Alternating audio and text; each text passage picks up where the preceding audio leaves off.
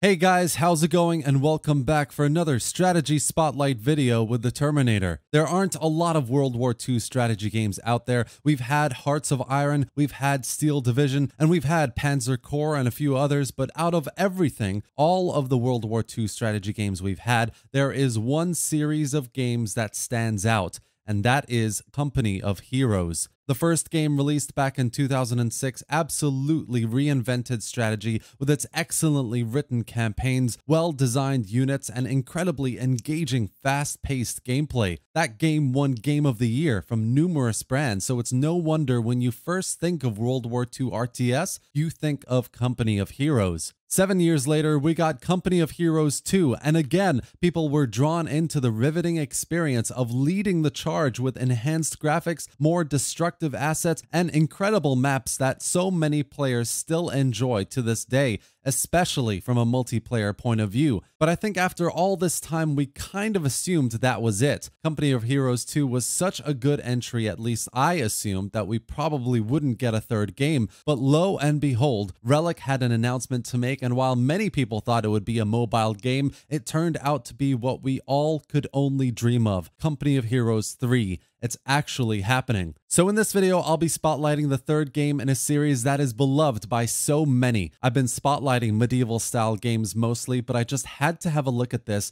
and make a video on it because of my great nostalgia for the first two games. And honestly guys, this new game looks insanely good. It so deserves a spotlight.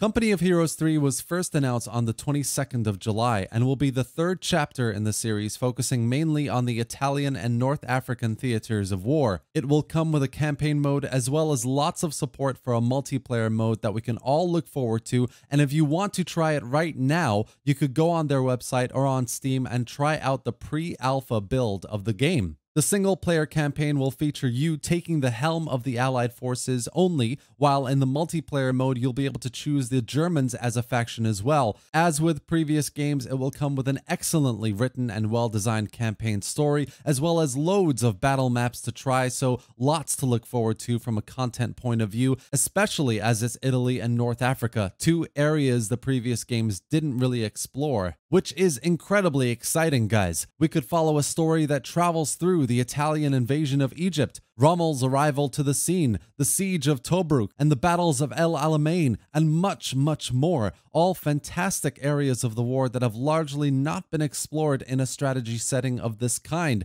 so we can expect some really engaging battles, especially tank battles. Let's not forget the Italian side of things too, with the Allied invasion of Italy, which is what we clearly see in the main trailer. Imagine taking control of Patton as you sweep across Italy, taking Nazi-occupied cities and towns with the ambition of moving up onto main Europe as soon as possible. It's going to make for incredible gameplay. This is one of the most exciting aspects of this game, of course, the content, and with the great graphics that we have with modern games, highly destructible environments, and expanded rosters, units, maps, etc., this is going to make for an insanely replayable game.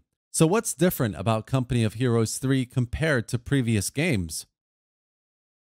I've already mentioned things are going to be highly destructible, but let's expand on that for a moment before moving on to the main event. Buildings, fortifications, bridges, you name it will be destructible. Things will crumble and explode. 1 minute they'll be there in one piece, the next they'll be scattered across the battlefield, but that also applies to units as well. Vehicles will have parts and pieces blown off. Components will get damaged and blown off. When I say everything is destructible, I mean near enough everything, which is awesome. The two previous games obviously had this to a certain extent as well, but there was a clear limit to what could and could not be destroyed, but it was ahead of its time and definitely was a unique selling point to the Company of Heroes games. Well, in Company of Heroes 3, this is still going to be a main focus, and they're building on it more so than ever. See a sniper on a church tower? Destroy it. See an enemy headquarters building? Turn it into dust. See a panther? Blow its turret off, shoot the tracks off, and turn it into a smoldering husk. This is Company of Heroes after all. But now, add all this together with the new visuals, the great storytelling, the fast-paced RTS battle environment,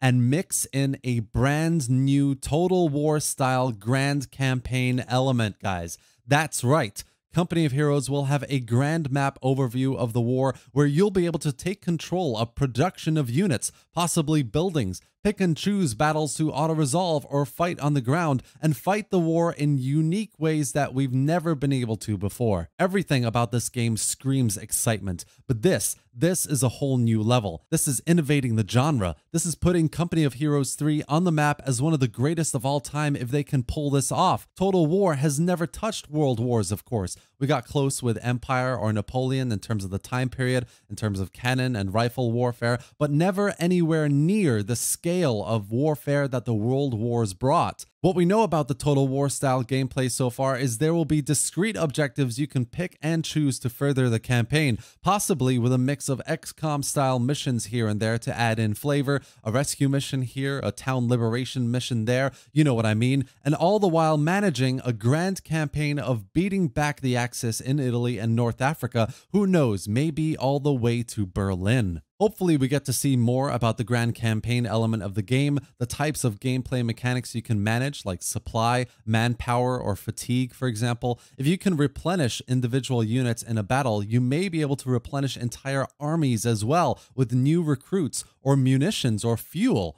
The potential for grand-scale warfare in the game is endless. The other thing to keep in mind is you're not limited in what you can do grand campaign-wise. You won't have to complete certain missions to progress or unlock more of the map. It's a true grand strategy in that it's you versus the enemy, and you can conquer them however you like with the tools and unique playstyles at your disposal.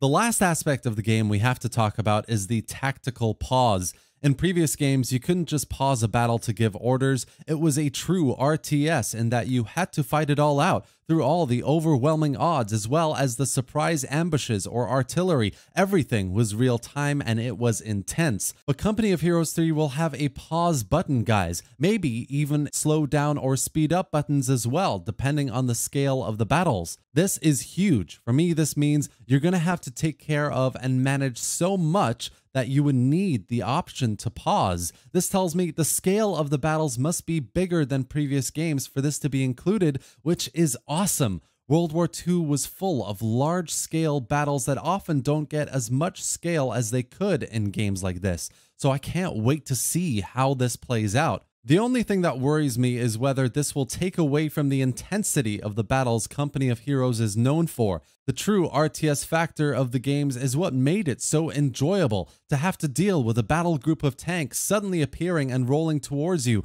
or the enemy flanking around your front line and needing to quickly react to it, brought a real sense of urgency and enjoyment to the game that I think a pause button might just take away. That being said, you could just not use the button, but either way, we'll see how this affects overall gameplay. I'm sure you agree that there's a lot to look forward here. Total War meets Total Destruction is my tagline for this game, but honestly, that just might be scratching the surface of what this game is all about. It's early days in terms of what we know so far, but if you have signed up to Amplitude's Games Together program, you'll get regular updates as well as opportunities to test out further builds of the game. So absolutely get signed up, guys, if you're interested. With the announcement of Company of Heroes 3 and other insane games being developed like Falling Frontier, Knights of Honor 2, or Manor Lords, it sure does feel like we're entering another golden age for strategy gaming, so I'll continue to cover spotlights for upcoming strategy games. Company of Heroes is set for release in 2022, hopefully earlier rather than later, and until then we'll be getting loads of updates, new gameplay reveals, and more.